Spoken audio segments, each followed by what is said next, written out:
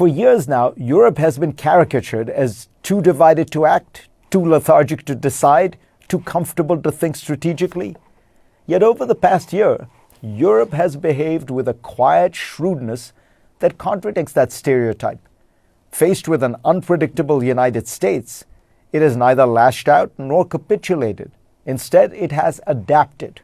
When President Trump returned to office and unleashed the country's highest tariffs in nearly a century, many expected Europe to retaliate. A transatlantic trade war would have fed inflation, disrupted supply chains, and weakened already fragile growth. Europe resisted the temptation. It absorbed the pressure, avoided escalation, and bought time. That restraint prevented a downward global spiral. Then, last week, Europe acted. After 25 years of stalled negotiations, EU countries approved a sweeping trade agreement with Brazil, Argentina, Paraguay, and Uruguay. If ratified, it will create one of the world's largest free trade zones by population, more than 700 million people. Nor is the outreach to Latin America an isolated move. In recent weeks, Brussels and Beijing have signaled that they've resolved a fresh set of trade frictions that had threatened to turn into a broader confrontation over EV subsidies and market access. Europe remains wary of China's industrial policies and its political system, but the EU now views China as a necessary partner. At the same time, Europe has accelerated its outreach to Southeast Asia.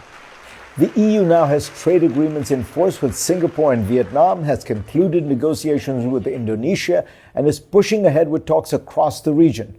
The region, by the way, is already the EU's third largest trading partner outside Europe.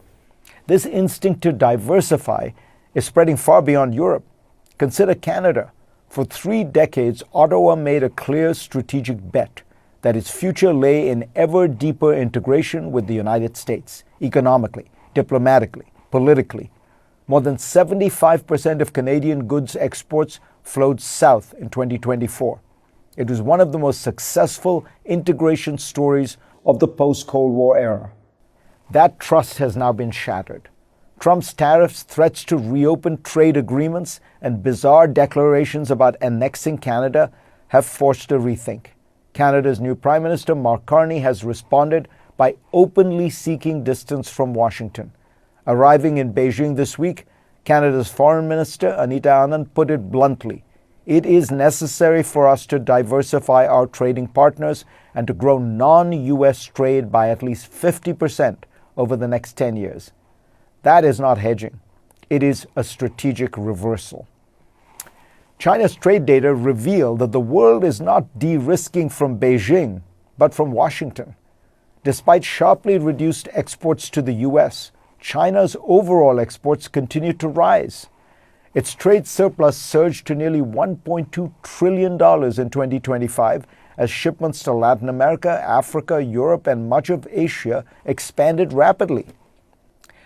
Tariffs did not wall China off from the world. They encouraged many countries to keep trading with Beijing. Public opinion reflects this shift. A major new poll by the European Council on Foreign Relations finds that in key emerging powers, India, Brazil, South Africa, the share of respondents who would prefer their country join an American-led bloc rather than a Chinese one dropped by between 15 and 19 percentage points in just 2 years. Among 10 European countries, only 16% now describe America as an ally. A majority still consider the US a key partner, even as views of China remain mixed rather than warm. As Singapore's former Foreign Minister George Yeo put it recently, Trump is fast-forwarding the future towards multipolarism. What is at stake here is not America's image, but its future power. China is methodically building one of the most resilient economic ecosystems in modern history, dominating critical mineral processing, achieving scale in batteries and electric vehicles, and diversifying export markets to withstand shocks, sanctions, and tariffs. The only credible U.S. response is not tariffs, which over the past year have coincided with declining manufacturing employment, but ecosystem building of our own. The U.S. still has an extraordinary advantage, a vast network of allies and partners that together control most of the world's advanced technology, capital, skill, labor, and consumer demand. In theory, that coalition could source critical materials from friendly countries, spread manufacturing across trusted partners, share research, and anchor markets that remain open and predictable.